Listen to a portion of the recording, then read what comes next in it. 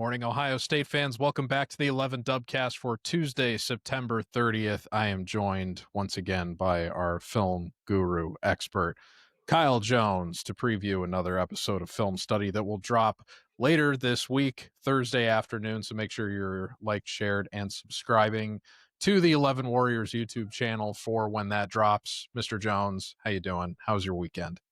The weekend's great. Guards won the division. Hate to see a team from Michigan blow a lead and have to now watch their dreams get crushed. You know, you just hate to see it. So it was a great weekend. Going to be a great week. By the time people watch this, the Guardians might already be winning, have won. You never know, because first pitch today, 12 p.m. Yeah, couldn't have happened to a nicer bunch.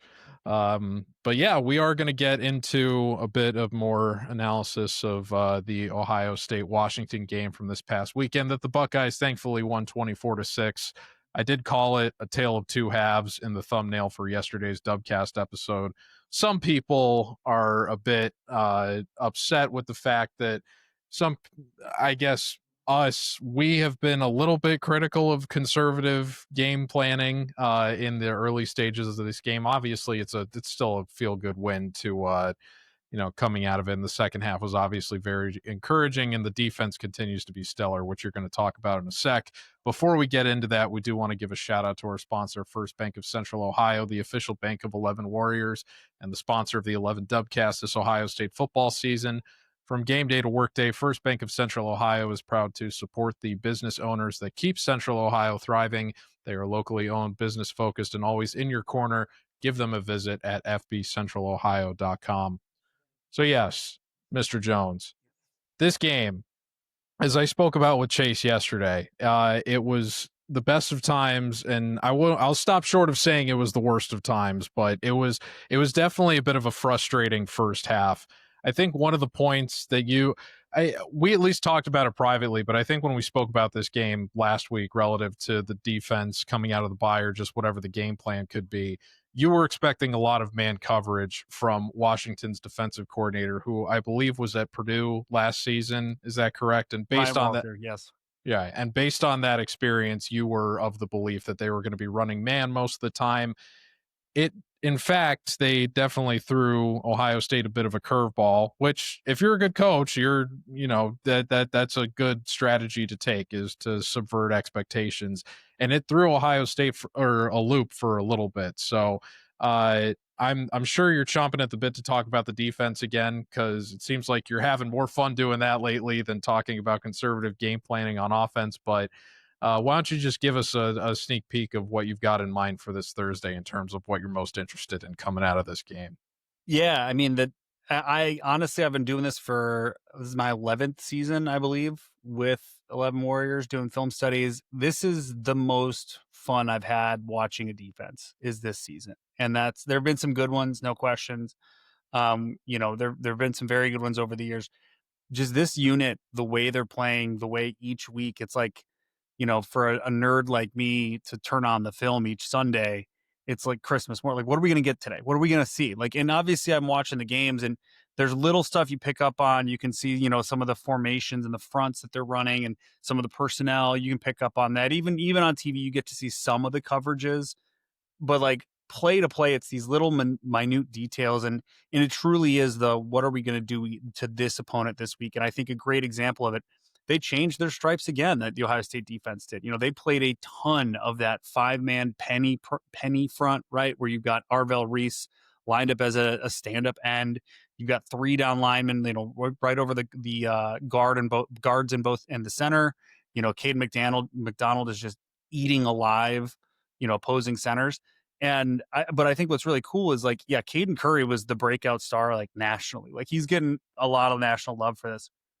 What both Cadens and Kenyatta Jackson and the guys up front, they're playing, it's not just the scheme. They're playing with so much effort. And this sounds like a nerdy coach thing. And as a film guy, I shouldn't be the one getting into it. But that's culture. That is effort.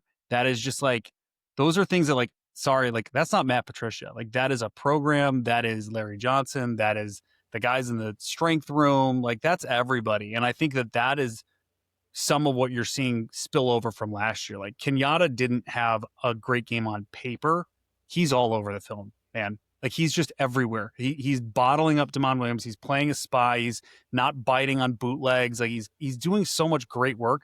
And you're seeing that play after play after play. Obviously, the secondary is awesome. They played a ton of man coverage.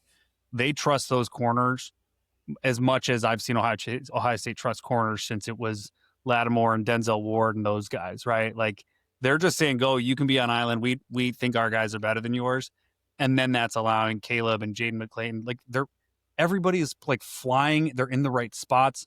There's a play that I'm going to show this week where they run like a play action bootleg where Williams rolls out and it's a flood concept. So they got like 4 receivers, coming over to one side of the field.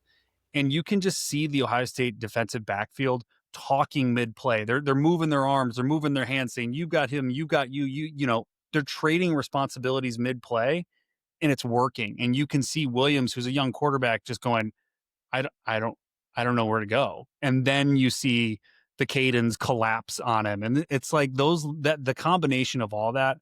It's a really special unit. I know the unit, especially by the end of the season, was very good last year. This is as good of a defense as I can remember Ohio State having. And it's not just because of 5-star talent or just because of the scheme or just because of heart and effort. It's all of those things coming together in a great way.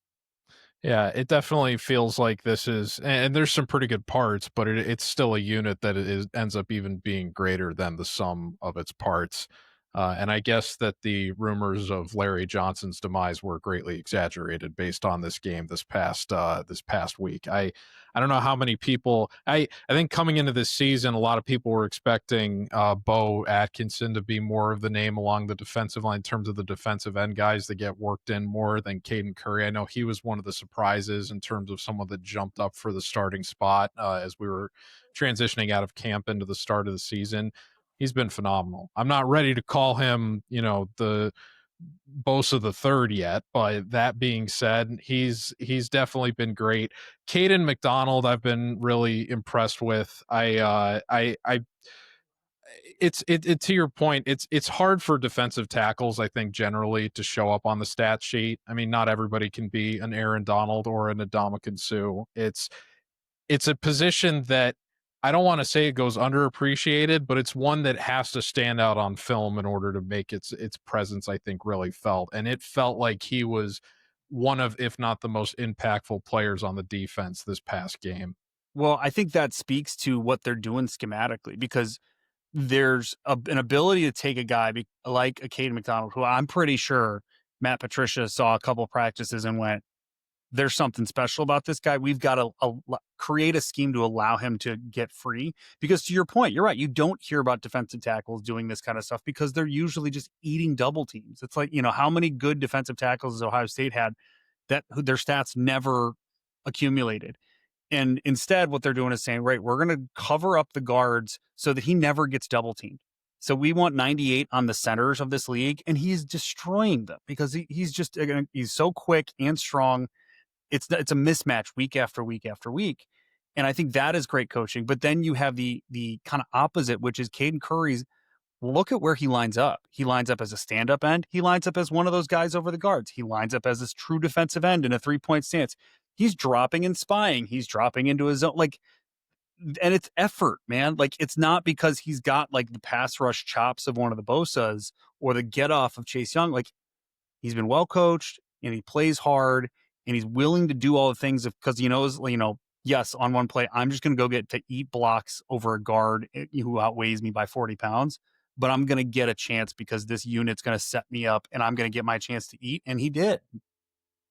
Yeah. One of the other things that I really liked, relative to something we talked about last week, we were trying to figure out, or at least I was trying to figure out based on your assessment, who was going to end up playing predominantly in the spy role in this game, and would they implement a similar strategy to what they did in the rematch against Oregon in terms of maybe showing blitz close to the line with one of the linebackers and then having them, instead of blitzing, show blitz, drop back a little bit shallow, but still stay around the line of scrimmage, and then spy kind of running sideline to sideline, depending on where the quarterback ended up. And that's exactly what they did with Arvell Reese. And it was almost exactly the same approach that they used with Cody Simon last year against Oregon and Dylan Gabriel in the Rose Bowl. So you know, I I can't recall if you said Reese was going to be the one that did that. I was curious if it was going to be Reese or somebody else, just based on like you could have Reese do that, but then what other things could he potentially be doing for this defense if he doesn't have the spy responsibility that they could maybe put on someone else? But I guess Washington's quarterback was enough of a dynamic threat, despite the fact that I think he finished this game with negative rushing yards. But that's part of that is a credit to him being corralled by the game plan that they put out there. How impressed were you with the approach that they took relative to what we anticipated and what we spoke about last week? Well, they had a guy like Reese often as the clear spy, but they did a lot from a play calling perspective where they would bring someone else to just kind of be there in case, he makes somebody miss, right? You actually had two spies a lot of times, or you'd have Styles also keeping eyes in the backfield. You'd have Styles who would have man coverage on a running back, and then they would send someone on a pressure to ensure that running back had to stay in to block. So what does that mean? That means Styles is just sitting there right behind the defensive line, able to keep eyes on the pocket and help corral as well. They did this with Downs. And again, this is a credit to both of those DNs, Jackson and Curry. There were a lot of bootlegs. There were a lot of handoffs, and they're an outside zone team. So if you watch the NFL, you know all the Kyle Shanahan stuff where it's not just the handoff on the wide zone. It's also the play action keeps off of it and the bootlegs and stuff. And Washington has a lot of that in their system, and they could not find any success with it. And it was because those defensive ends were staying home. Now, I'll show you there's a couple clips, especially early on, where Washington broke a couple runs because of that, because Ohio State was staying home to make sure that they kept him in the pocket. But I think that was the bet that Matt Patricia made, which is we're going to load up the box with big bodies. We're going to stay home on the bootlegs. We're going to keep this guy in the corralled, and then we're going to force him to either throw downfield, which we don't think he can do against our defensive backfield, or we're going to force Jonah Coleman to make 70 guys miss. Which, to his credit, he did a great job, but he not that good, right? And so I think it was the right bet, and obviously it worked out. Well, it sounds like you're really thrilled to break it all down this week and illustrate it for us. I could see you brimming with excitement and enthusiasm. So I'm looking forward to this week's episode going into the Minnesota game. The last question that I want to ask you, I I have to say I am generally someone that hates trick plays on special teams. I'm generally very allergic to them, and that's mostly from my years of trying to run them against the computer in simulated football on the PlayStation and whatever. And it never works because it's a computer. They're always anticipating it, but when you play against other humans, usually it you got a better chance of pulling it off. My favorite one on field goals at least would always be the one where the quarterback catches the snap, throws the ball over their shoulder, and then the kicker can just hit the tight end out in the flat or running a post to the sideline or what have you. And it's usually there if they're selling out for the fake. That is what Washington kind of tried to do. At least I think they did.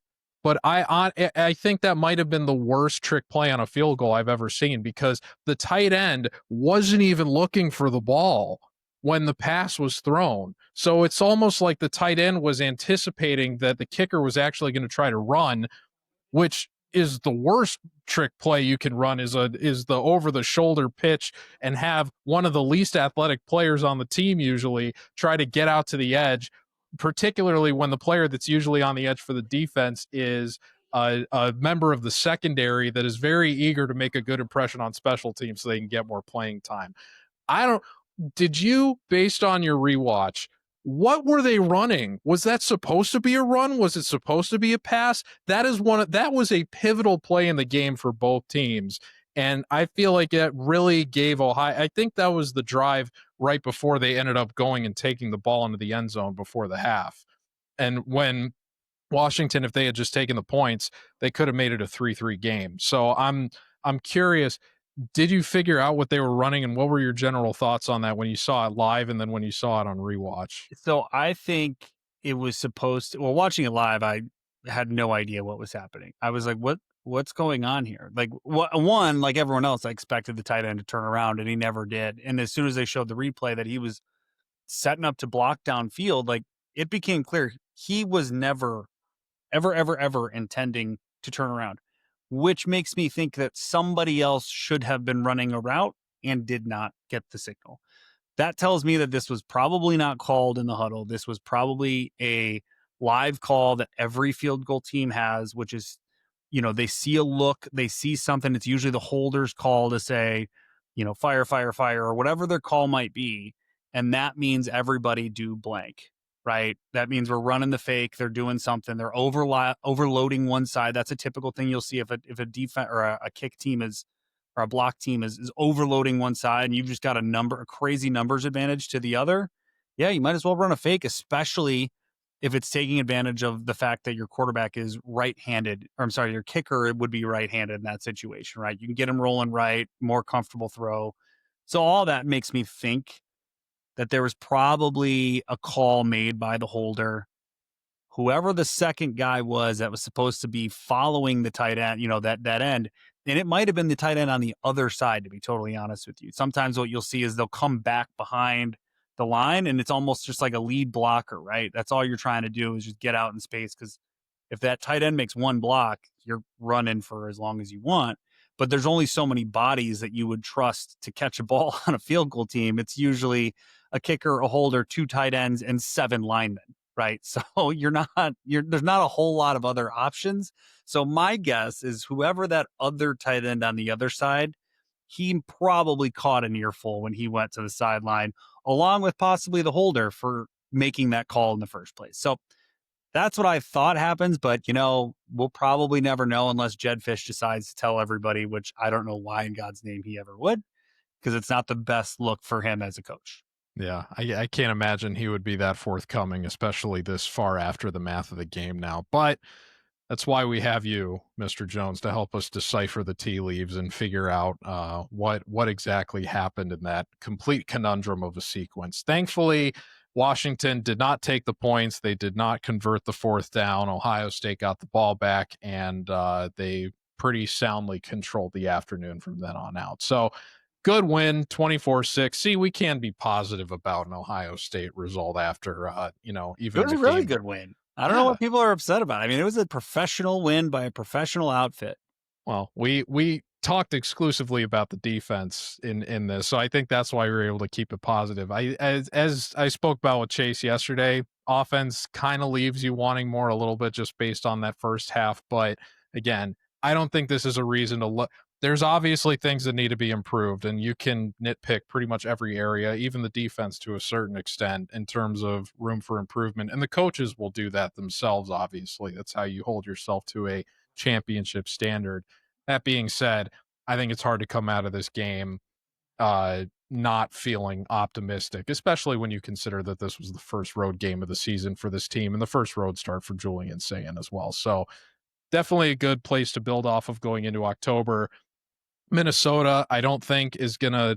Although they've got, I think, a 3-1 record so far this season, I still don't really consider them top half of the Big Ten this year. I would think that they should be able to handle business. Then they'll get another really stern road test against Illinois, and I know we'll be looking forward to that one against Brett Bielema. But one game at a time. We've got Minnesota to look forward to this weekend. We've also got the 11 Dub Gate to look forward to this weekend. So if you are in the Columbus area, make sure to come out for that. That'll get started, I believe, at 3 o'clock on Saturday in Columbus. If you want more details about attending and how you can get involved, you can go to 11warriors.com right now. We've got a whole breakdown on the front page for you in terms of attending.